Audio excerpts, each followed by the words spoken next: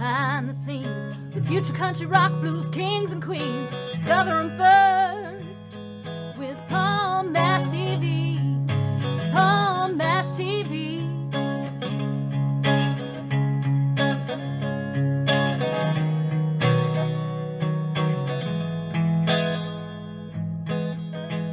Well, hello there. It's Paul Mash TV time again. Thank you so much for joining us. We got another great interview coming up in just a moment. But before we begin, as always, click that subscribe button and bell if you haven't done that yet. You're always going to be notified of any new episodes coming your way.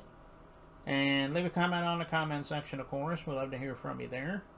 And pay attention to the description and closing credits at the end of this episode, because we'll have contact info for you. So I hope you'll stay tuned for that.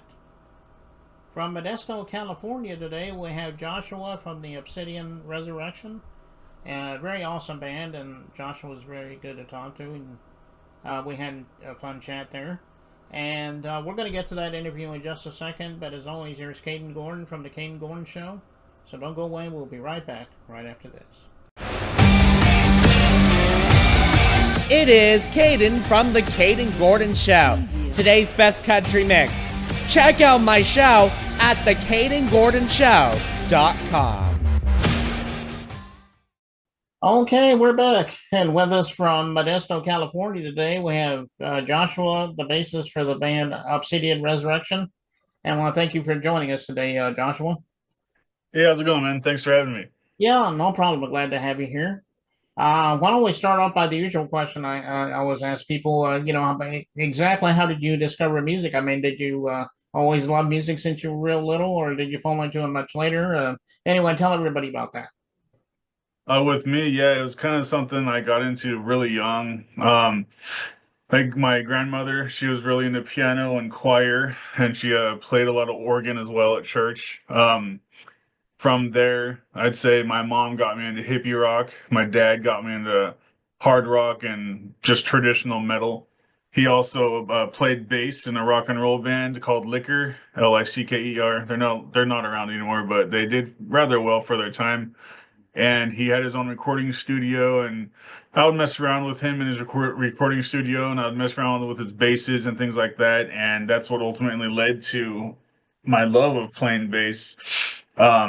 He started me off with guitar, though. He wanted me to learn the fundamentals of guitar. I struggled through it because I didn't really enjoy it, because I wanted to play bass, but I did it, and eventually got me a bass and picked up after my dad. He kind of taught me how to play by ear, and I just started jamming out with some friends one day, and things just kept snowballing, go from different band to band, genre to genre, punk rock, rock and roll, death metal, thrash metal, stuff like that.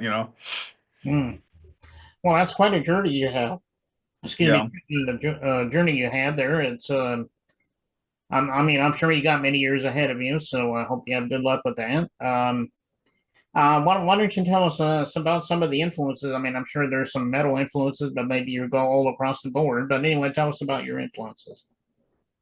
Kind of eclectic. You can catch me at any moment listening to, well, right now, my band's album, I've been blasting the hell out of it. But you can catch me anything from Tool, Jimi Hendrix, to Slayer, to Deicide, Morbid Angel, Cradle of Filth.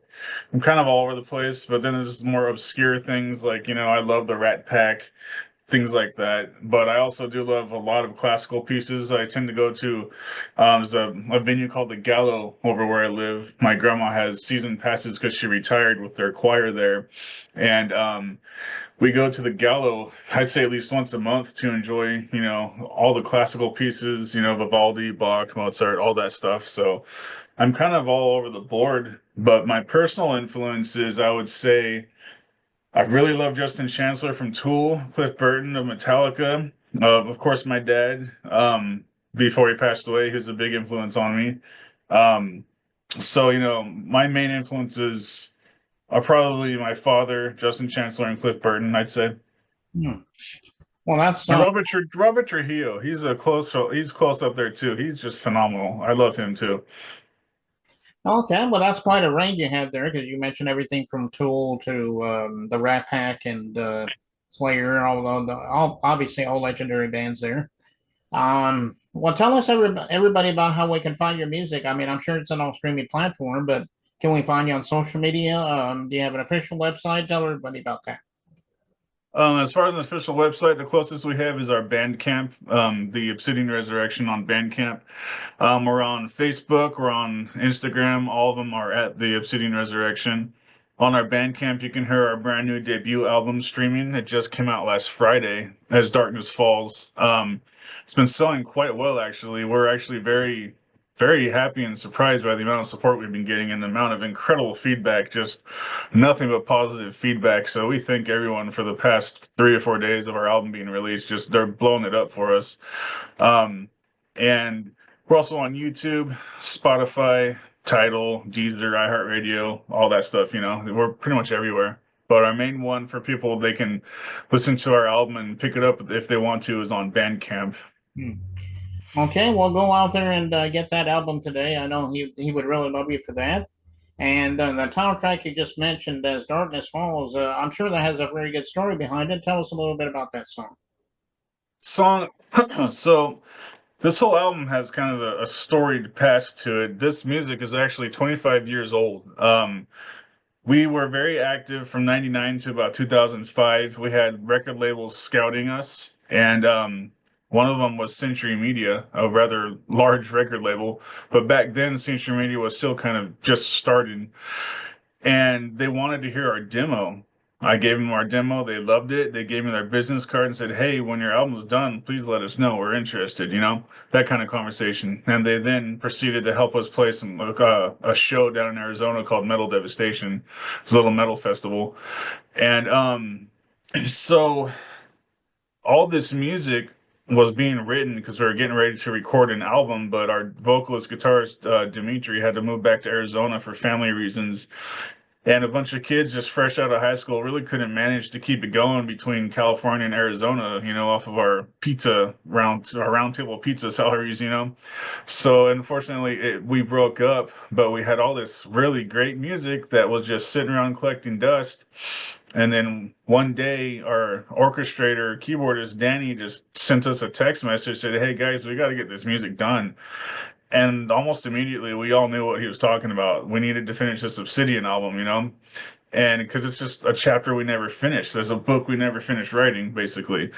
So that in and of itself lends to As Darkness Falls. That was one of the last songs we were writing before we had to break up.